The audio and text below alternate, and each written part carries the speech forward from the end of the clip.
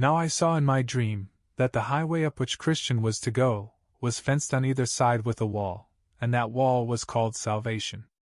Up this way, therefore, did burdened Christian run, but not without great difficulty, because of the load on his back. He ran thus till he came to a place somewhat ascending, and upon that place stood a cross, and a little below, in the bottom, a sepulchre. So I saw in my dream that just as Christian came up with the cross, his burden loosed from off his shoulders, and fell from off his back, and began to tumble, and so continued to do, till it came to the mouth of the sepulchre, where it fell in, and I saw it no more. Then was Christian glad and lightsome, and said, with a merry heart, He hath given me rest by his sorrow, and life by his death.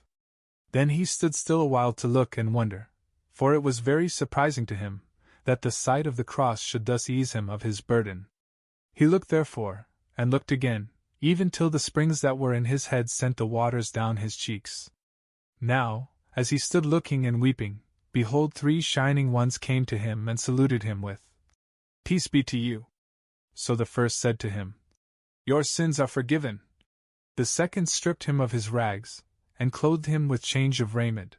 The third also set a mark in his forehead, and gave him a roll with a seal upon it, which he bade him look on as he ran, and that he should give it in at the celestial gate. So they went their way. Then Christian gave 3 leaps for joy, and went on singing, Thus far I did come laden with my sin, nor could aught ease the grief that I was in. Till I came hither, what a place is this? Must here be the beginning of my bliss? Must here the burden fall from off my back? Must here the strings that bound it to me crack? Blessed cross! Blessed sepulchre! Blessed rather be the man that there was put to shame for me. I saw then in my dream that he went on thus, even until he came at a bottom, where he saw, a little out of the way, 3 men fast asleep, with fetters upon their heels. The name of the one was Simple, another Sloth, and the third Presumption.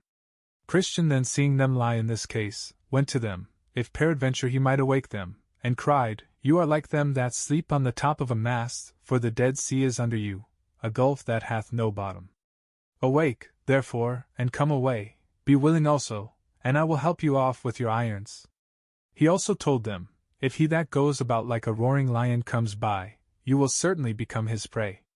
With that they looked upon him, and began to reply in this sort. Simple said, I see no danger.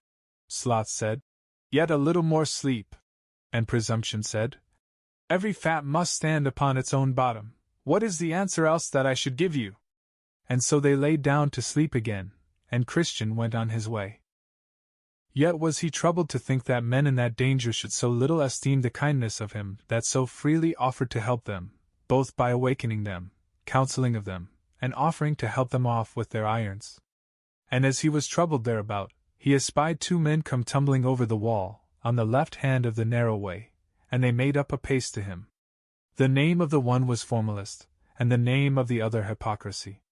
So, as I said, they drew up unto him, who thus entered with them into discourse. Gentlemen, Christian said, Whence came you, and whither go you? They answered, We were born in the land of vainglory, and are going for praise to Mount Zion. Why came you not in at the gate, which stands at the beginning of the way? Christian asked. Know you not that it is written, that he that comes not in by the door, but climbs up some other way, the same is a thief and a robber? They said that to go to the gate for entrance was, by all their countrymen, counted too far about, and that therefore, their usual way was to make a short cut of it, and to climb over the wall, as they had done. But will it not be counted a trespass against the lord of the city whither we are bound, thus to violate his revealed will? Asked Christian.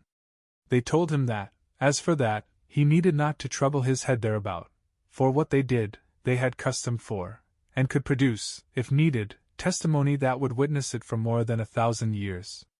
But, said Christian, would your practice stand a trial at law?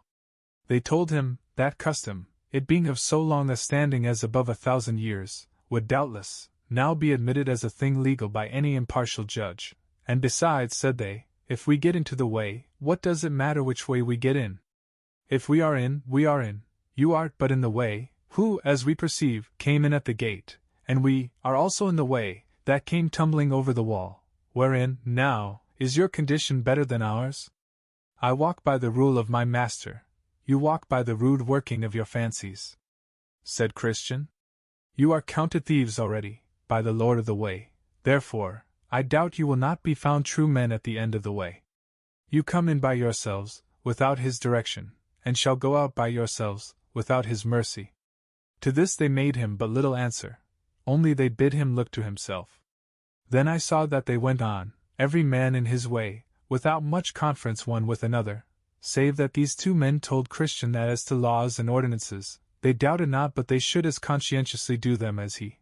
Therefore, said they, we see not wherein you differ from us, but by the coat that is on your back, which was, as we trow, given you by some of your neighbors, to hide the shame of your nakedness. By laws and ordinances you will not be saved, since you came not in by the door, said Christian. And as for this coat that is on my back, it was given to me by the Lord of the place whither I go, and that, as you say, to cover my nakedness with. And I take it as a token of his kindness to me, for I had nothing but rags before. And besides, thus I comfort myself as I go. Surely, think I, when I come to the gate of the city, the Lord thereof will know me for good, since I have his coat on my back, a coat that he gave me in the day that he stripped me of my rags. I have, moreover, a mark in my forehead, of which perhaps you have taken no notice, which one of my Lord's most intimate associates fixed there in the day that my burden fell off my shoulders. I will tell you, moreover, that I was then given a roll, sealed, to comfort me by reading, as I go on the way. I was also bid to give it in at the celestial gate, in token of my certain going in after it, all which things, I doubt, you want, and want them because you came not in at the gate. To these things they gave him no answer, only they looked upon each other, and laughed. Then I saw that they all went on, save that Christian kept before, who had no more talk but with himself, and that sometimes sighingly, and sometimes comfortably also, he would be often reading in the roll that one of the shining ones gave him, by which he was refreshed. I beheld then that they all went until they came to the foot of the hill Difficulty, at the bottom of which was a spring. There were also in the same place two other ways besides that which came straight from the gate, one turned to the left hand, and the other to the right, at the bottom of the hill. But the narrow way lay right up the hill, and the name of the going up the side of the hill is called Difficulty. Christian now went to the spring, and drank thereof, to refresh himself, and then began to go up the hill, saying, The hill, though high, I covet to ascend. The difficulty will not me offend, for I perceive the way to life lies here. Come, pluck up heart, let's neither faint nor fear. Better, though difficult, the right way to go, than wrong, though easy, where the end is woe.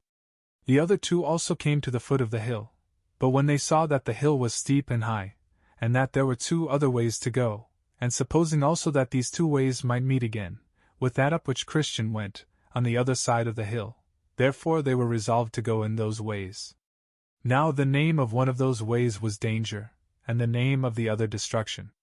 So the one took the way which is called Danger, which led him into a great wood, and the other took directly up the way to Destruction, which led him into a wide field, full of dark mountains, where he stumbled and fell, and rose no more.